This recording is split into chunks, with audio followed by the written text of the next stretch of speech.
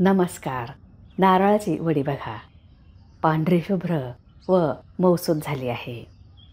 नारळ करवंटीपासून सहज निघण्यासाठी व्हिडिओत एक ट्रिक वापरली आहे. नारळाच्या वड्या करताना त्या कोरड्या होतात, मिश्रण एकजीव होत नाही किंवा वड्या तुटतात. हे होऊ नये म्हणून त्यावर एक भारी उपाय सांगितला आहे. नारळाच्या वड्या बनवण्यासाठी 2 नारळ घेतले आहेत. त्यातील पाणी काढून घेऊया.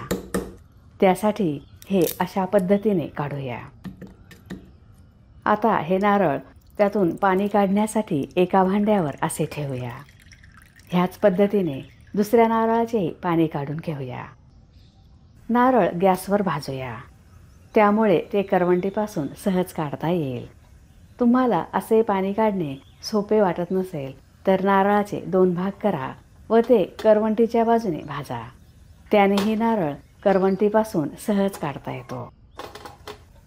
नारळाची वडी करताना जे मिश्रण बनवतो ते परफेक्ट कसे होते, हे कसे ओळखायचे त्याच्या संपूर्ण टिप्स सांगितल्या आहेत.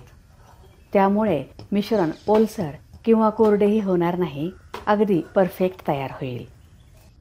तुम्ही चॅनलला सबस्क्राईब केले नसेल तर सबस्क्राईब करा, बेल आयकॉनवर क्लिक करा.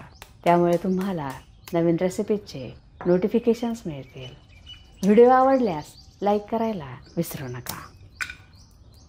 अशा पद्धतीने नारळ करवंटीपासून सहज काढून घेतले आहे. भाजल्यामुळे बर्फीला चव खूप छान येते.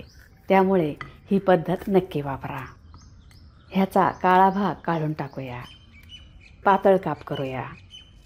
काप करण्या अगोदर आपण हे स्वच्छ पाण्याने धुवून व पुसून घेतले आहेत. काळा भाग काढल्यामुळे नारळाच्या वड्या पांढऱ्या शुभ्र होतात. सर्व काप करून घेतले आहेत. मिक्सरच्या भांड्यात ओतूया. बारीक वाटून घेऊया. अशा पद्धतीने बारीक वाटून घेतले आहे. एकसारखे होण्यासाठी तुम्ही हे चाळणीनेही गाळून घेऊ शकता.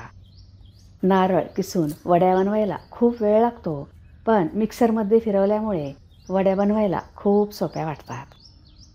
आता मिक्सरच्या भांड्यात अर्धा कप मिल्क पावडर, पाव कप दूध, इथे आपण फुल फॅट दूध घेतले आहे, फिरवून घेऊया.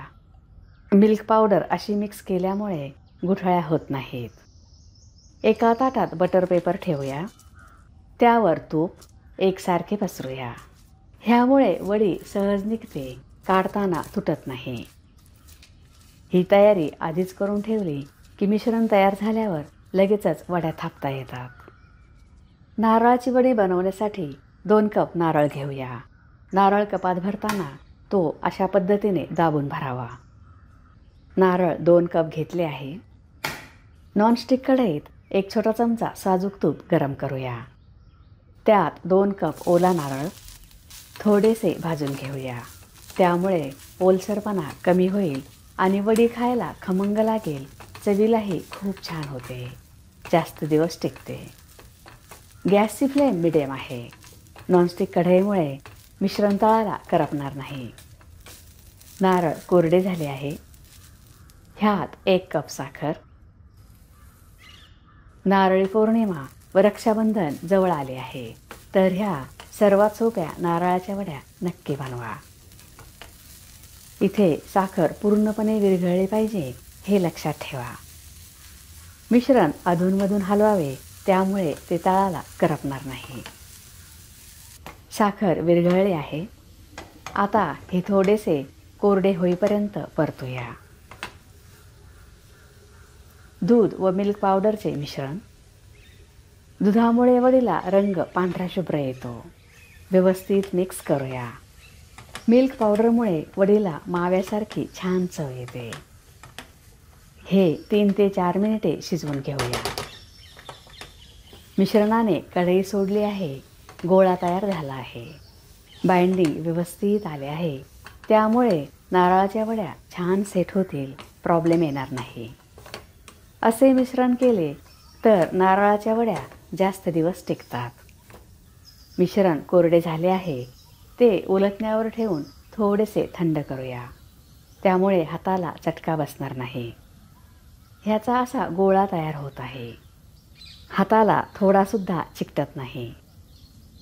शेवटी अर्धा छोटा चमचा वेलची पावडर मिक्स करूया. ह्या वड्या खव्यासारख्या होतात व मौसूत होतात. नारळाच्या वडीचे मिश्रण करताना कुठे थांबायचे हे फार महत्त्वाचे आहे. नाहीतर जास्त कोरडे झाले तर वड्यांचा भुगा होतो व ओलसर राहिले तर वड्या थापता येत नाही, चिकट होतात. नारळाच्या वडीसाठी मिश्रण तयार आहे. मिश्रण एकसारखे दाबून थापूया. ही वडी जाडच करावी.